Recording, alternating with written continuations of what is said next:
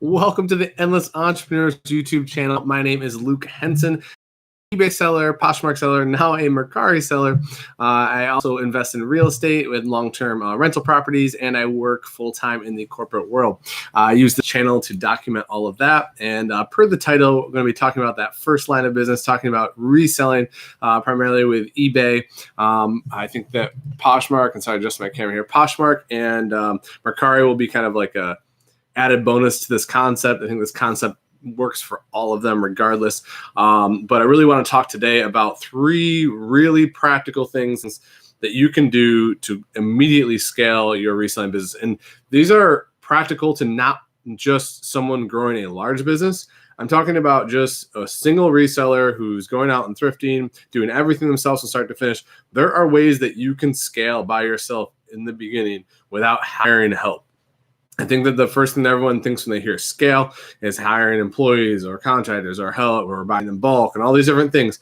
But before you even get to that point, there are more than just 3. I'm going to talk about the 3 big ones for me, but 3 things or multiple things you can do to really grow that base and grow your business past what you're doing today, increasing that output, increasing the volume, increasing the profitability, all those things. And I think it's important to discuss these and talk about these and keep in the front of your head, because I know as a reseller, I especially lose sight of these all the time. Even now in my business, I lose sight of it. I think especially early as like your own reseller, when you're stuck in your own head, you lose sight of stuff like this. When you consume a lot of content, you lose sight of these things. So I really just want to touch on these 3. I will do Q&A at the end as I do any of my live videos. If you see me interacting, you're watching this later, I'm interacting with people in the chats because this was live at one point in time. It is Black Friday. Hopefully everyone's having had a great Thanksgiving, got to relax, enjoy some good food, family, friends, whatever it is that you did for Thanksgiving. Hopefully you took some time to reflect on how grateful you are. I know I certainly did, and it does worlds for perspective when you take the time to think about the things that you're grateful for and how good you really have it. So looks like people are still filtering in right now. I'm going to jump right into the content though, and I'm going to talk about the 3 tips just for people who are finding this video. I want to give them the value up front, and then we can do some more of the Q&A and the back and forth on the back half of this video. And it doesn't have to be about these 3 things. I'll answer any questions that you guys have at the end. So I'm going to jump right in on tip number 1. So tip number 1 is and this is going to seem very counterintuitive, and I think this is where a lot of people get tripped up when they're trying. I wouldn't say this tip works for probably 80 to 90% of people, and really something that they have to focus on, and is narrow your niche. I was very, very guilty of this. I hit a couple walls early on when I was by myself, just thrifting and flipping and doing everything myself. And I thought that the only way I could scale was to start selling outside of the things I knew, because I thought my problem was my ability to find more of the things I was already selling. And I thought I was capped where I was. So I had to start learning about more niches in order to scale. And when you think about that at first, it sounds right, because it's like, okay, in my area, I'm finding 100 pieces of the specific inventory I know every single week. And no matter how hard I hustle, that seems to be all I can find. So that's all I can find. We're going to grow. So I need to start learning about other things to sell. So when you say that out loud, it's like, oh yeah, that definitely makes sense. The problem is it becomes almost a self-sabotage, and not that it's not possible to learn other niches, and not that you shouldn't grow other niches, but you should narrow your niche or niches to things that have synergies and naturally align to each other. And I think what happens, especially what happened to me, I'm going to speak personally, when I used to consume a lot of content when I was first learning a ton and watching a lot of YouTube videos, watching all these sellers, and they all sold different things, they all had different expertise, is I tried to learn all of it. And keep adding, well, they sell electronics and vintage stuff, and they sell this, and they sell shoes, and kind of all over the place, and was trying to learn all this stuff and all the nuances of it. The problem when you're doing that is that you're spending an exorbitant amount of time to learn it, one. And it's not just to learn what to source, it's to learn how to store it, how to ship it, how to price it, how to market it. Like, what is my terms and conditions from business policy perspective? Where do I find it? What are good buying prices for it? What are the flaws and the things I need to look out for that I didn't have to before? There's all these things, and it takes a really long time to develop that knowledge base. And it's not that you can't slowly add to your repertoire of niches over time. I'm not saying to not do that. But what I'm saying is that if you're to the point where you feel like you hit a wall and you can't do anything more, there's a really good chance the problem isn't that you aren't able to find more things. It's that you haven't found ways to find more things in that niche, or you haven't gone deeper into that niche itself. And when I say niche, I mean like clothing. Like, to me, clothing is a niche, right? So if I sell all men's clothing, maybe it's time to start learning some women's clothing, as awkward as that may be for some, right? Or vice versa. Maybe it's time I start learning some shoes stuff. Maybe it's time I start learning, someone says sport coats in there. Add those micro niches to expand and scale. Don't add completely different niches. And I think, I mean, I've answered a lot of questions of a lot of viewers. I've had discussions with the resellers. I think we have the tendency to go to that kind of shiny object syndrome where it's like, yeah, I mastered men's clothing or men's shirts and pants or whatever. But I'm watching this other reseller and he's killing it with vintage electronics. So I'm just going to all of a sudden start looking for those as well when I'm out. But then you end up spending double the time at the thrift store trying to find these things because you don't know what you're looking for. You spend double the time at the back end shipping because you have no idea how to package it or you didn't have the right materials. You spend double the time, consuming content trying to figure it out. And then you end up shrinking the other part of your business that you had going pretty steady because you're spending more time disproportionately on the new niche that you don't know at all and less time on the one you do. Whereas if you had picked a smaller niche that was a little more synergistic to what you already were doing, you're not learning all the different fundamentals of selling that item. You're just learning what to find. So hopefully that makes sense. That's my number one tip and I'm doing these in order of like most impactful, right? So 3 will be the most impactful, I think. But yeah, that's funny. I guess we will get rid of you. Sorry, we have a nice troll in the chat here. So sorry for the quick pause. We'll give them a quick block. Okay, there we go. Sorry.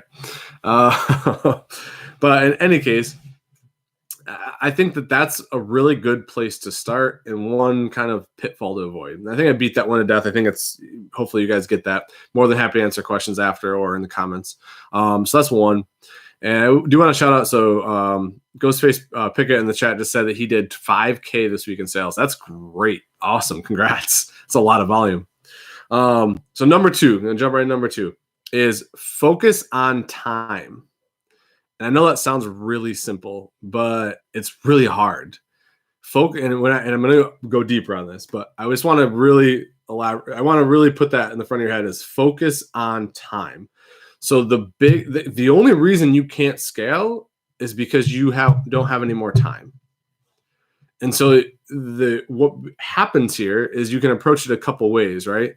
You either can look at it as I'm going to buy time, which is I'm going to pay someone else to do the task, right?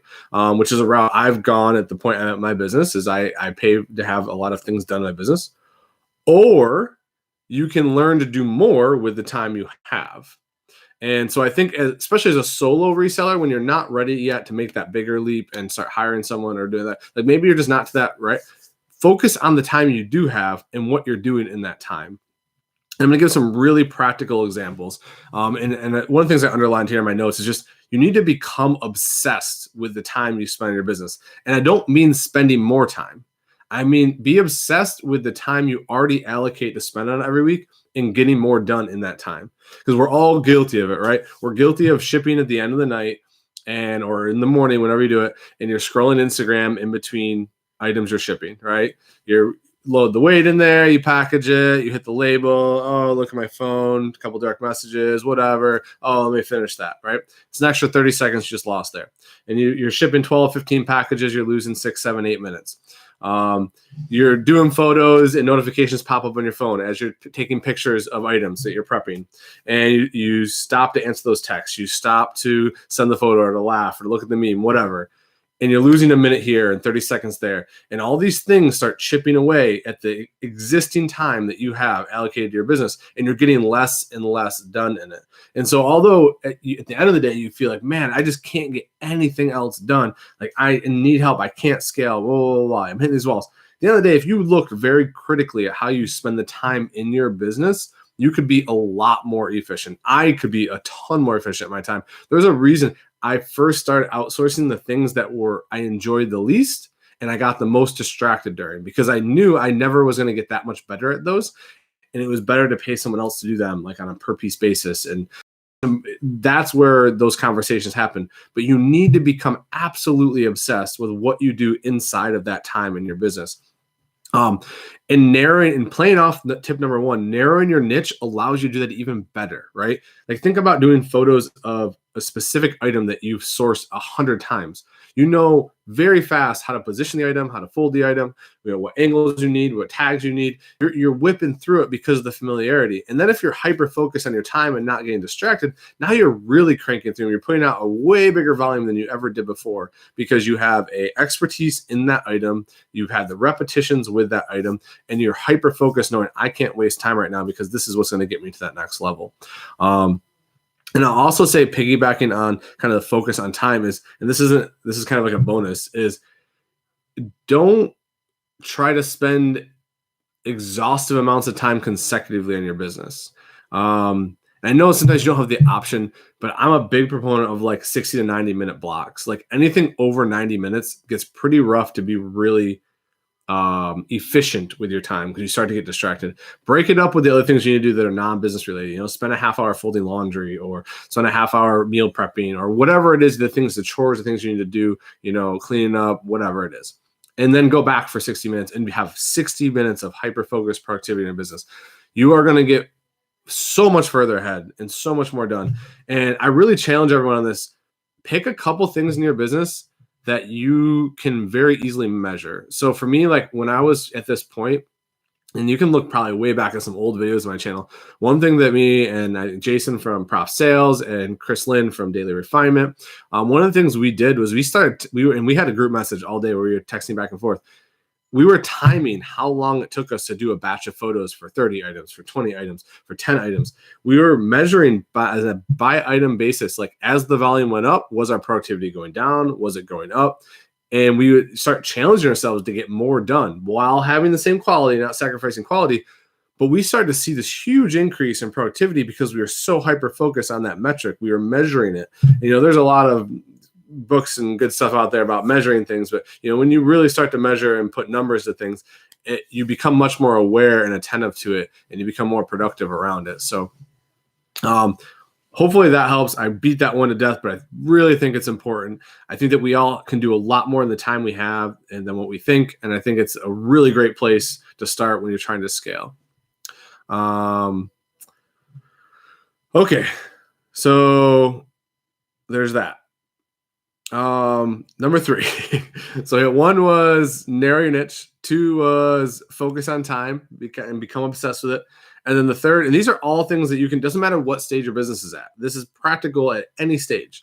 And the last one, and this is a huge one. And as I've grown, I've realized this more and more and more and more, is don't overcomplicate your business. And we have a great tendency, most of us as resellers, to think there's just so many more nuances and things involved than there really is. Like when you break it down and you focus on how you improve and scale, you really only do 4 major things. And then there's like subcomponents to them, right? You source things to sell. You prep them so that you can put them out for sale, whether that be photos, measurements, cleaning, all the different things, storing them.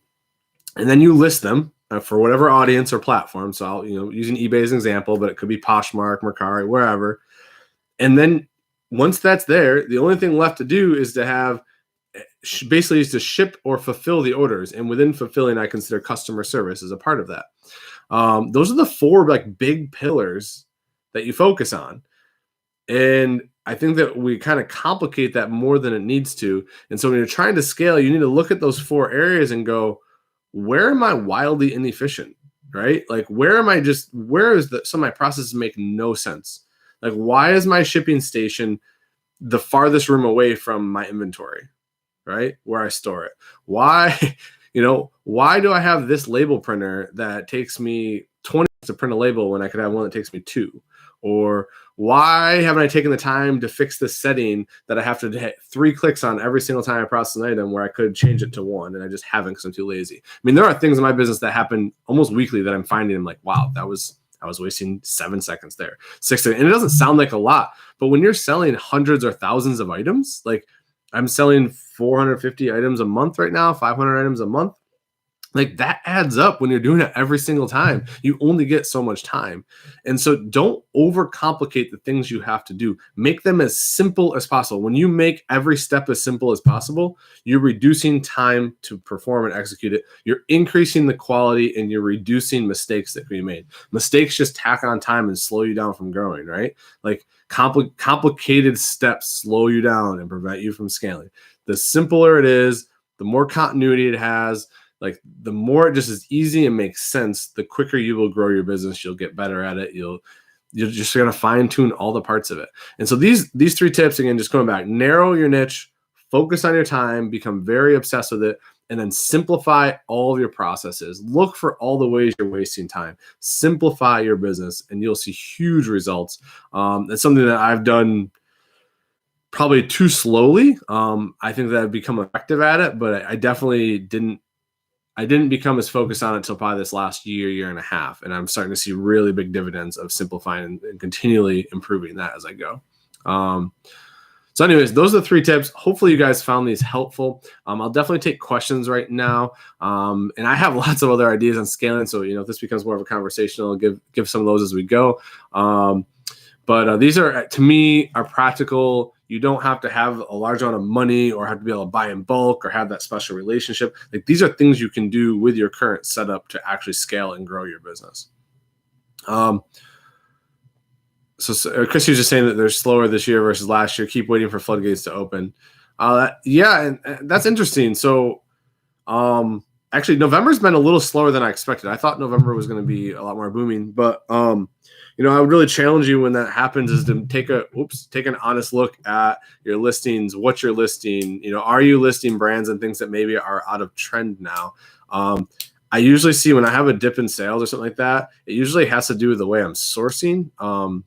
Usually I'll have a method or something that I'm used to picking from or items and sourcing on a regular basis, and I become routine and ingrained in my head. And maybe I just haven't noticed the market's moved with that. It's shifted.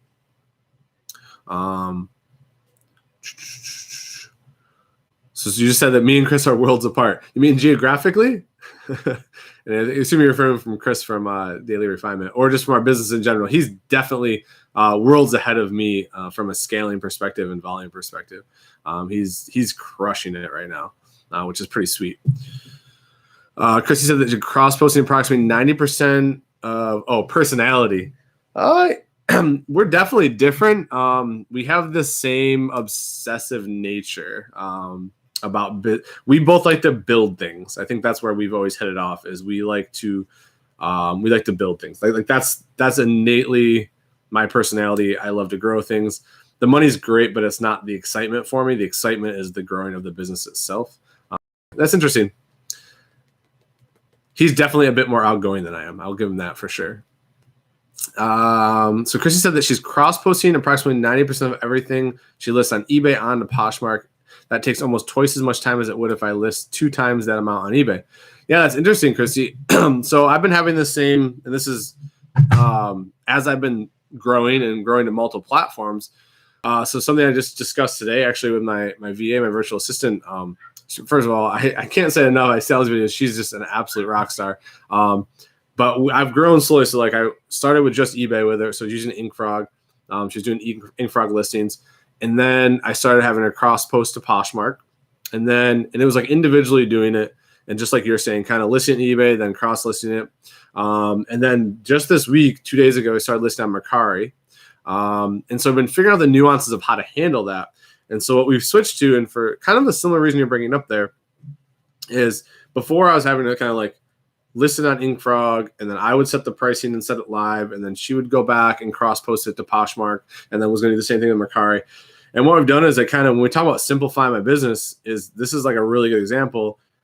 I finally was like, you know what? It doesn't make any sense for me to be the bottleneck on pricing. It doesn't make any sense for me to make it take 3 times as long for her to go back later after an item is live, figure out that I set it live, then cross-post it to Poshmark, then cross-post it to Mercari, then updating for listing. Like, what makes way more sense is for her to be able to list it one time on all 3 platforms at the beginning, right? To when she drafts the listing frog, set the price, and then put it on Mercari and Poshmark, since all the info is right there to copy paste, all the photos are right there. And so I think what we're starting to find, she just started it today, is I think it's going to be faster for her end to end to get one listing on all 3 platforms, doing it all at the beginning.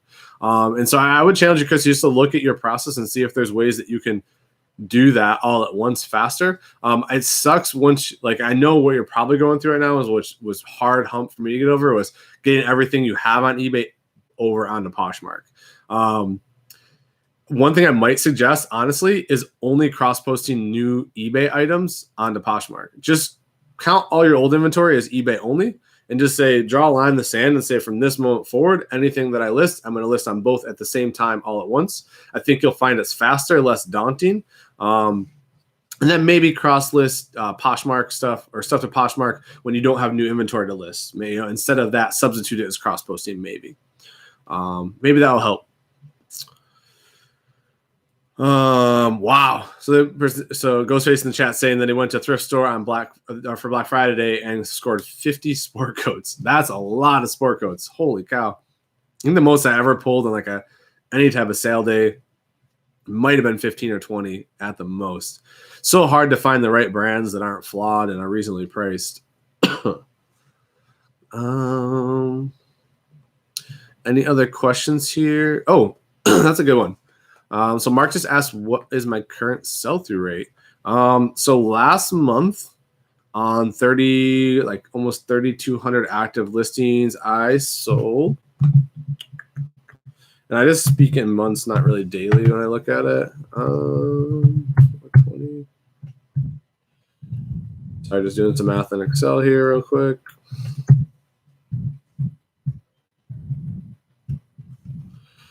So I'm at roughly a 13% sell-through on a monthly basis, which is about right for I price high in the market.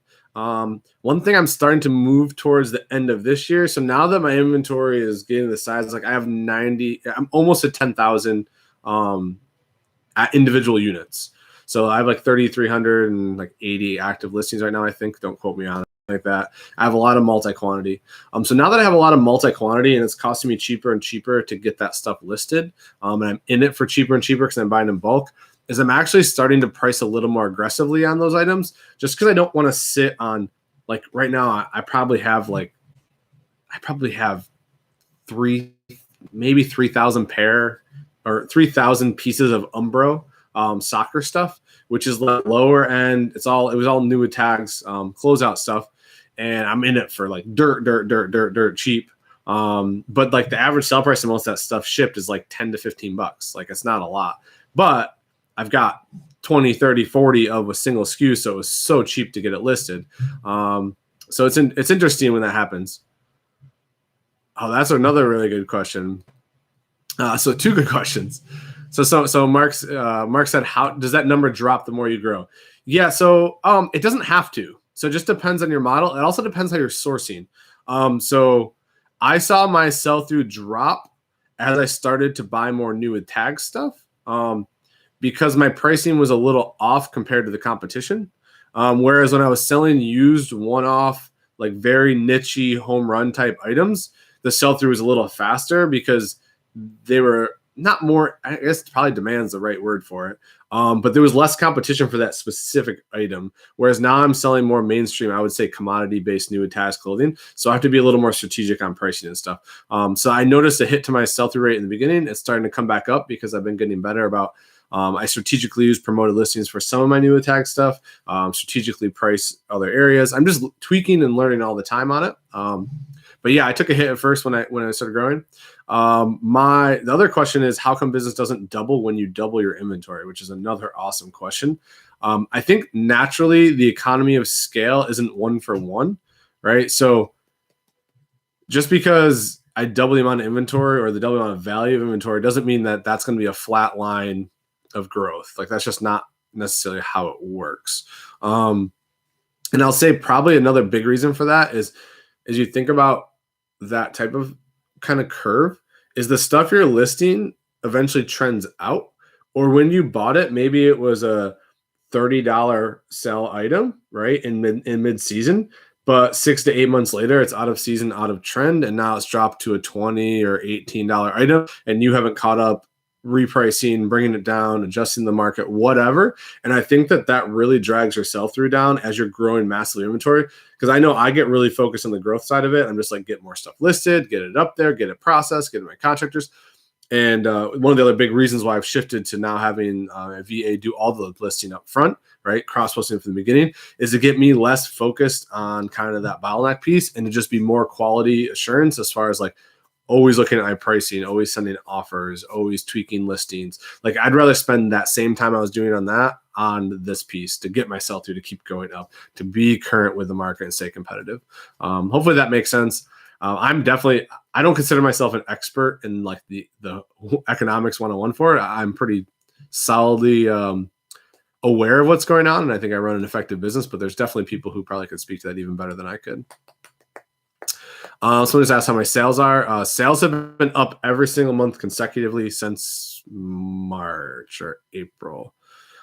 Pretty much since I started hiring help, and I've been buying bulk and listing a crap ton. So this month might be the first month I'm flat, which is really weird for November. I didn't think that. Thanksgiving was dead, which is Thanksgiving is always dead for me. It has been every year. Today's been pretty solid. I still think I might have a strong finish to the month. And I'm also, what's going to be skewed in my numbers is I think my December sales are going to be very inflated because I'm trying to clear out a ton of old inventory. Like I basically set a goal for myself to clear 500 pieces of inventory that's old, like 2 years or older. A lot of my old used stuff that I thrifted. And not that it's actually not still valuable. I just am trying to quality control on all my 3 platforms to having the same look and feel. And a lot of those old photos with different backgrounds and different lighting and stuff, I'm just trying to get them off there so that everything has a standard feel to it, more of just like an OCD thing and a little bit of a space thing, a little bit of a capital thing. It's always nice to just get that capital coming through. But yeah, so I think my numbers are gonna be a little inflated, which is fine. I mean, I stopped caring. If you'll notice, I don't really post, if you follow me on Instagram stuff, I don't really post sales numbers very often anymore. I just find it's kind of a trap. You kind of the comparison game. I don't want to discourage people. Like I want to encourage people, but I also think that sometimes posting these sales numbers and graphs kind of discourages people. And it's not a knock because I enjoy seeing it and celebrating everyone's success. But everyone just has a different model.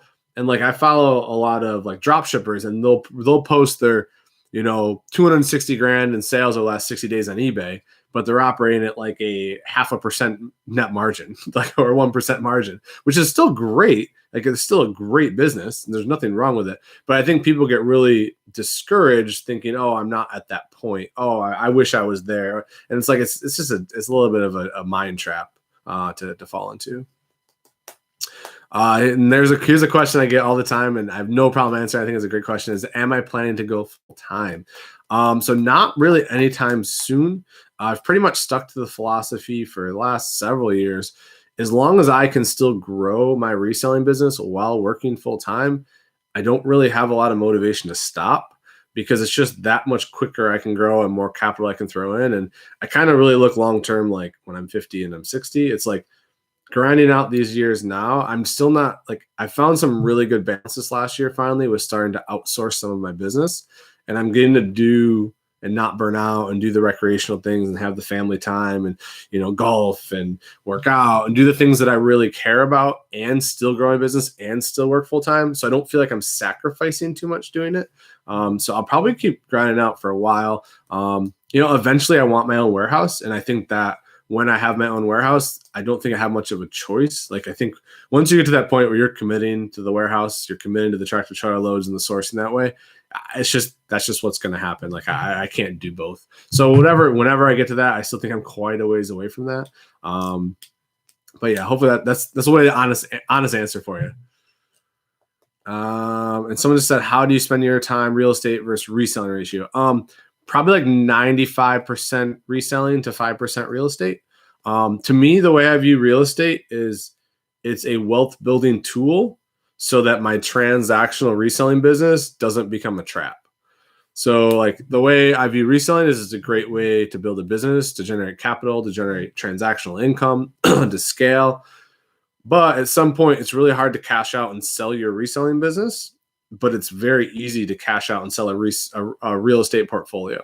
So I view it as I'm making money through my reselling business, growing it, having fun with it, but I'm taking those profits whenever I can have the opportunity, and I'm dumping it into a real estate investment and using that as a vehicle to continue growing that wealth. And, for the most part, growing that wealth fairly tax-free.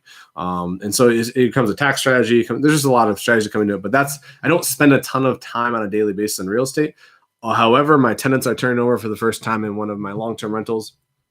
So I'm going through that process right now, starting to remarket it. I do the landlording myself for it right now. When I add a couple more properties, I'll probably switch to some property management, but really wanted to experience it firsthand myself, just so I knew the ins and outs and nuances. So I'll probably be spending a bit more time at the end of this month in December, getting the new tenants in. I need to get them in by January 1, likely.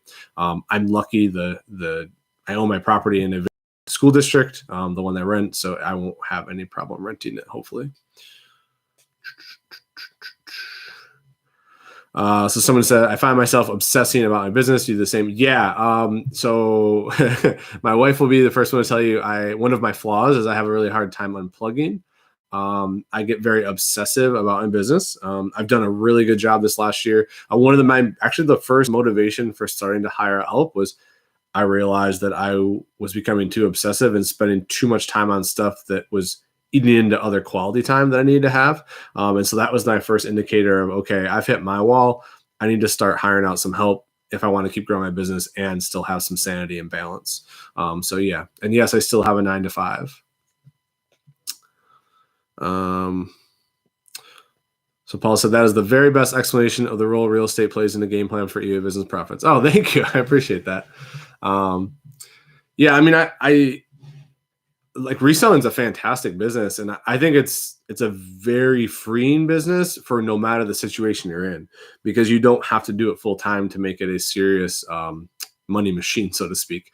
But I just think that as far as like an exit strategy, real estate provides that, and that really is for anyone. Even if you just work a 9 to 5 and want to invest in real estate, I think that I think it's a great tool. Someone just said, who is the most successful YouTuber reseller?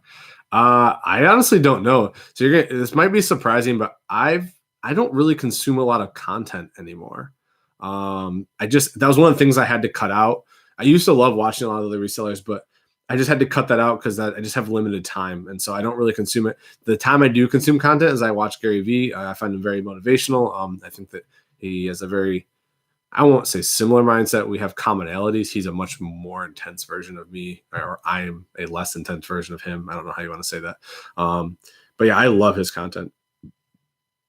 And if you're saying it's me versus Chris is definitely a more successful YouTuber reseller than I am. I wouldn't even try to make that argument. Honestly, I added new platforms after he added new platforms. I pick his brain all the time on how to successfully kind of do that, because I'm a big fan of not reinventing the wheel. He's done a lot of the hard work and figuring out how to cross-platform and do some of these new platforms that come out and still maintain. And so, yeah, I would tip my hat to him in that in a heartbeat. I'm not big for the ego competition. That's not really my thing. I kind of stay in my swim lane. And my wife is in the chat now, and she says, Hallmark movie time, let's go. So that's my cue, guys. Really appreciate everyone stopping in. And this is a perfect indicator of that balance I was talking about. So going to go enjoy that and our new puppy and watch some Christmas movies that we all know how they end. They always end up together, and it's always a fairy tale. So sorry to ruin the ending of all the ones you'll ever watch. Have an awesome night, guys. Leave some comments if you want, and shoot some direct messages if you want on Instagram. It's probably the fastest way for me to get back to you. I try to answer as quick as I can on there. Really appreciate everyone's support and kind comments I get in the chat. And I even appreciate the criticism in the chat, because it's a good way to grow, and it's a good thing to hear sometimes. So have a great night, guys. See you.